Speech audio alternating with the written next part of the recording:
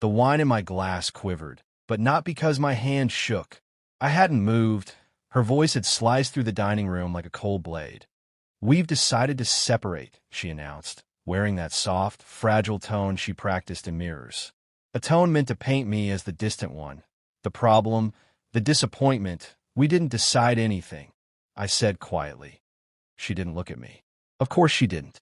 Her smile stayed perfectly shaped, sympathetic enough to win applause. She placed her manicured hand on her father's wrist like she needed support, an Oscar-worthy act. Around the table, the reactions came right on cue. Gasp from her aunt, a smug look from her sister, her mother's dramatic head tilt loaded with fake concern they'd rehearsed this play long before I walked in. Her father cleared his throat. "Are you sure, sweetheart?" She nodded, eyes shining with false bravery. "It's for the best. We've grown apart." The table murmured their agreements, pretending shock, pretending sadness. She had crafted the perfect stage where she was the wounded angel. And I was supposed to be the silent villain at S.O. I stayed silent, that I sipped my wine and let them enjoy their little fantasy. Just for now, Tea all started with a message she never meant me to see. Maybe a mistake. Maybe the universe got bored of her games. Airbnb confirmed for weekend.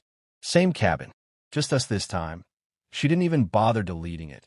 When I confronted her, she only shrugged. "We haven't been close in months. You know that." As if intimacy had an expiration date, she had no responsibility for, as if emotional distance justified betrayal. I asked her who we was. She smirked. "Relax. It's not someone you know." Which meant, without question, that it was someone I knew. That moment burned hotter than any fight. I didn't yell, I didn't accuse, I didn't break anything. I just went quiet. Quiet enough to notice things she thought I never would. I checked the shared calendar she forgot existed. I hired an IT specialist and told him I needed help recovering my wife's photos. He didn't ask questions.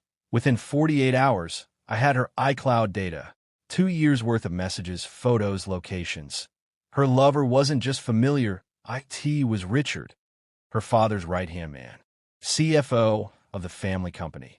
The same man who toasted at our wedding and gave me investment advice last month. That I collected everything. Screenshots, transactions, meeting notes, a thin but undeniable thread of insider trading woven through late-night kisses and business trips.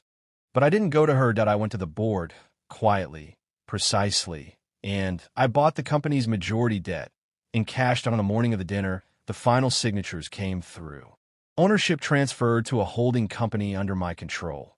Their family's legacy, their pride, mine now. I walked into that house like any normal Sunday, shook her father's hand, nodded at her mother, even smiled at Richard. She thought I was still wounded, thought I'd come to beg or argue or fall apart. Instead, I came to watch everything she'd built crumble. When she made her grand divorce announcement, I waited until the room went quiet.